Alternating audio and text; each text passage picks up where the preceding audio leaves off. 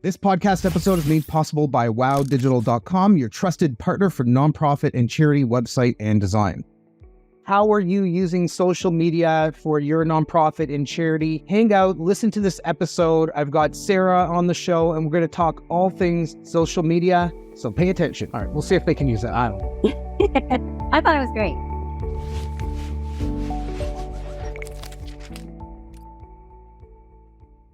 Welcome to the Nonprofit Digital Success Podcast. I'm your host, David, and in this episode, we're going to be talking all things social media with Sarah Suarez. Sarah has nearly a decade of experience at small and large nonprofits, including the Houston Humane Society, Museum of Fine Arts, Houston. She's the founder of The Social Puzzle, which is a boutique social media agency that builds and engages digital audiences for nonprofits and small businesses so they can focus on increasing their impact. Sarah, thank you so much for joining on the episode today. Thank you for having me. I'm really excited to chat with you. Fantastic. And just like off the bat, you mentioned that you are an introvert. So this is like something really different and neat, and you're working on expanding your personal growth, I guess.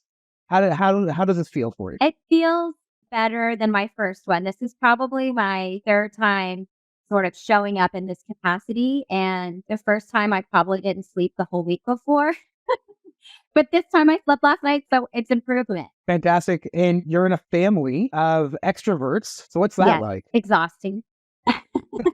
They don't have a need for downtime, or, they recharge by constantly talking to me. And so as an introvert surrounded by extroverts, it's difficult to get that recharging time. But it's also helping me to sort of get out of my little introvert shell. Yeah, sometimes we need to do things that push our boundaries a little bit. And I find for myself, when you find that boundary, you're like, I feel a little uncomfortable. That's when you know you're growing. I think it's important for people to think about this idea of personal growth, but expand it to the organizations that they're working at, right? If your manager, director, or executive director is like, I don't think we should be doing stuff on Twitter, let's try it. Let's see what happens. Right? Let's experiment a little bit with that. Yeah, I completely agree. And really, there's not so much risk if you're being careful, if you're doing it thoughtfully. There's more to gain for sure. Speaking of gaining, what do you see as the biggest opportunity that nonprofits might be missing out on when thinking about social media marketing? Right. So for the organizations that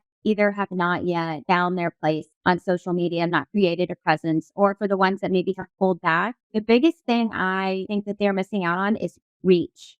So the potential to connect with either donors or even strategic partners that could help expand their mission and maybe outside of their physical location. I have a client that through relationship building on social media, established a strategic partnership that has allowed them to expand their reach globally outside of the US. And that's really been a game changer for them. They wouldn't have had that opportunity if they hadn't been active on social media.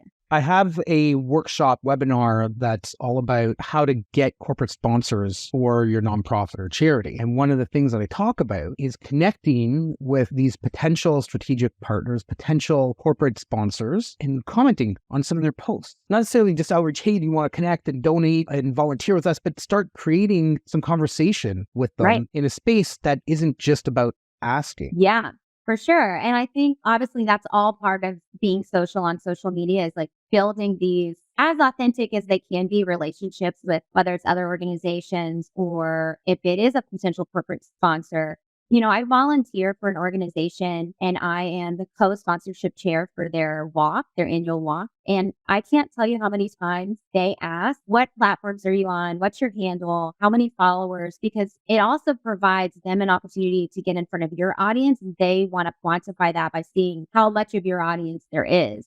Exactly. There's a reciprocal relationship that needs to happen there in order for it to be successful. Right. Yeah. Nonprofits typically operate, I hate this saying, but on a shoestring budget, usually understaffed, usually well overworked. People are doing the job of 2, 3, 4 people sometimes. What do you recommend for smaller nonprofits who might not be able to afford an employee or even find a volunteer to kind of manage their social media? What do you recommend for them? Well, I think a few things. One, it's so important to show up. And really, if you have no social media presence, it doesn't, in my opinion, reflects well on your organization, saying that you're a modern nonprofit. The other thing I would say is that the person who is running your social media really needs to have an understanding of your organizational goals and use those goals to create and implement a strategy on social media. And so that may not always be possible when a volunteer or an intern is managing your presence. But I think what I would recommend in that situation is that the organization make a small investment, a one-time investment with a social media professional that either provides an audit so you can see what's working, what's not, and get suggestions for improvement, or even better, a customized strategy, which will serve as a roadmap for the volunteer or intern. And the best thing about that is in the case of turnover from volunteers or interns, there's going to still be a consistency in your presence. It won't be like the tone changes or the vision changes. It will always hopefully maintain the same feel because it's based off of this roadmap, this strategy. And that ties into something that I've spoken about on a number of other episodes, which is branding. Yeah. When you think of your brand, you think of your logo, maybe you think of your colors. Quite often, you don't really think about your font or your tone or style of messaging. And when I meet with our clients, I talk about maybe you should create a content style guide or an editorial style guide, create a social media style guide. Right. Have things like what is okay, what isn't okay, right? I've seen in the past some flame wars where I think like Dairy Queen tries to go after Burger King across the street and they post signs up trying to like challenge each other and stuff like that. If something like that is okay for your organization, that needs to be documented. So whoever is managing the social knows what those boundaries are that are maybe okay to push a little bit further. Right. Yeah, I agree. And, as an example, I have a client and their tone is just very upbeat, positive, encouraging. They would never experience I have never seen them experience trolls. And then I have another organization that has experienced trolls. And so after talking and running the possibilities by everyone, what we come to the conclusion of is that we want our social media space to be a safe place. And so if there is any negativity towards other followers or audience members, we just basically delete it because it's not worth bringing that to the forefront. But that was an important decision to make at the beginning so that there was an understanding of how it would be and an expectation of how it would be. And things like that would be covered under, let's say, an acceptable use policy or guideline document that you might have on your website saying that you reserve the right to remove X, Y, and Z without notification, for example. Right. Okay, so potentially hiring somebody as like a one-time shot, get some clear strategy for your organization, and potentially doing some outreach, finding somebody that cares, that's passionate about your organization, maybe leverage them and see if they are comfortable helping you with your social media. I think those are some interesting opportunities, but being very clear on what's okay, what isn't, and the tone is super important. Right. All right, so I've had conversations with guests before around this topic. I'm curious what your thoughts are. What is the best platform for a nonprofit to focus on? So that is tricky because I really think it depends on the organization and the audience they're trying to reach. And then once you understand your audience, you kind of know what platform they'll hang out on. And that's where you should focus. That being said, all of my clients are on Facebook and Instagram because the meta fundraising tools are just game changers. I have a small nonprofit that it is not uncommon for them to bring in $1,000 a month from birthday fundraisers. And so even though maybe the engagement isn't great there, it takes a lot more work to sort of get it up to the level of other platforms. The fact that their audience, that their supporters have the opportunity to fundraise for their mission without them having to do anything is almost too good to pass up. I'm so happy that you said that. There isn't a one size fits all for everybody. If your organization is targeting a younger audience, chances are you want to be on a platform like TikTok, right? Maybe you don't want to be on Facebook. Facebook is trending older age groups year over year. But one of the things you said is, what do they care about? And what I want to encourage everybody to do, once you're done listening to this episode, go and listen to episode 16 of the podcast. I talk about specifically what are psychographics and why should you care about them for your nonprofit. And so we know what demographics are. I think that's kind of obvious. We know what geographic is. Psychographics is, what are the interests? What do they care about? What's happening inside their head? How can you connect with them emotionally? Where are they hanging out? What are they spending their time doing? And leveraging that, you'll be able to figure out, all right, you're in the business world, we talk about like a client and a customer, right? So if you think about your audience in terms of customers, where are they spending their time and how can you work your way in there to connect with them where they're already spending time? Right. And kind of to touch back on what I already said about like Facebook, or it might be that you're on a couple of platforms and that both serve different purposes for your organization. So if you have a younger audience, you might get more engagement on TikTok, but you might have very low engagement on Facebook or Instagram and still be bringing in fundraising for birthday fundraisers, or even if you set up a fundraiser. So it's kind of like knowing where they are and understanding the possibilities and expectations that should be set for that platform. Absolutely. And I guess this leads into the next question, which is, how often should you be posting to social? Yeah. So that, in my opinion, is all about bandwidth. So I would say a minimum of 2 to 3 times a week, but it's really also not burning yourself out. So I know a lot of smaller organizations either don't have the staff in place or the budget to pay someone to be doing it every day. And I think it's more important that you show up consistently over time than to show up all at once and then burn yourself out and disappear. And that happens. I've seen it happen. And that really is not going to serve your mission. One of the things that I wish and I hope that people listening to this episode do is look at the content they're already producing on their website, a blog post. You can easily turn that into 4, 5, 6 different social posts. And then you can spread that out over a 2-month period. It's really easy. You're already producing great content. Maybe there's a news release. Maybe there's a new program or a service that you're offering. Or maybe you've expanded and you've opened up a new location somewhere. Or maybe there's an art show. You can take pictures of the art, right? And you can turn all that into really amazing content. You know what my absolute favorite thing is as a social media like content creator? I do write blogs sometimes and oh my goodness, I love an annual report. It's just like endless content. So yes, repurposing existing content is the way to go for sure, and the way to avoid burnout. What do you see as some of the biggest no-nos from nonprofits on social? So I would say that the two biggest no-nos that I've seen, they really go hand in hand. And that is that organizations either never ask for money, which I have this issue with some of my smaller clients that either have a new ED or they're just a newer nonprofit and they're not used to making asks. And there's a mindset issue there that needs to be addressed, or they're making asks in literally every post. And so I feel like it's so important to have a strategy and build your request for giving into that strategy. And if they can be a part of a larger campaign, even better. So I think really understanding the importance of incorporating fundraising into a larger strategy and not either ignoring it or doing it every day.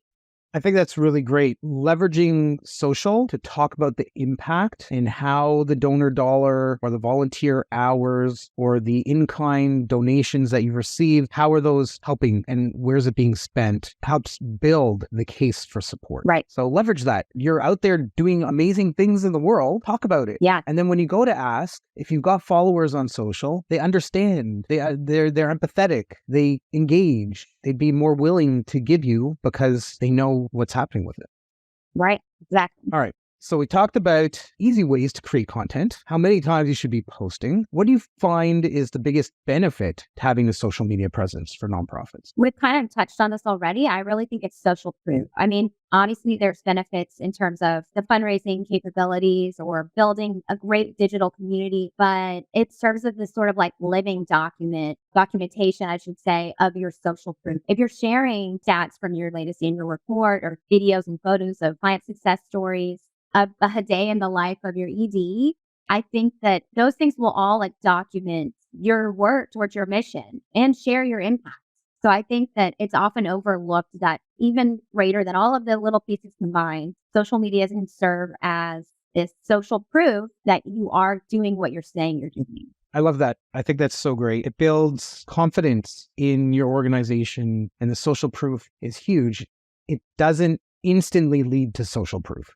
Right. You need to be spending time on a consistent, regular basis, putting in the effort, and it will happen. You need to believe in that. Doing 3 posts a week for a month and going, oh, we have 4 followers. It takes what do you feel in terms of how long, how much effort, how much time should people be putting in before they maybe look for an expert like yourself? So I think that it's just like with anything else, success is not going to be overnight. And the longer you're in it, the more you sort of get an understanding for your audience and how to speak to your audience directly where they want to engage. But I feel like it also depends on your organization. So one of my clients is super, super niche and they have a small following, but their following is incredibly engaged. They have a really high engagement rate. And I would like to say 90% of their followers are not, it's very common to get a bunch of bots now, like with social media, but 90% of their followers are other organizations or other individuals that are really interested in their mission and really engaged in their mission. But, they're not going to skyrocket to tens of thousands of followers. It's just not going to happen for them because they are so niche. Now, if you have like a shelter, that's going to be easier to grow because everyone loves puppies. Everyone loves the idea of saving animals. So you have to consider what is possible for your organization and sort of create your expectations around your specific organization. One of the things that you mentioned is bots.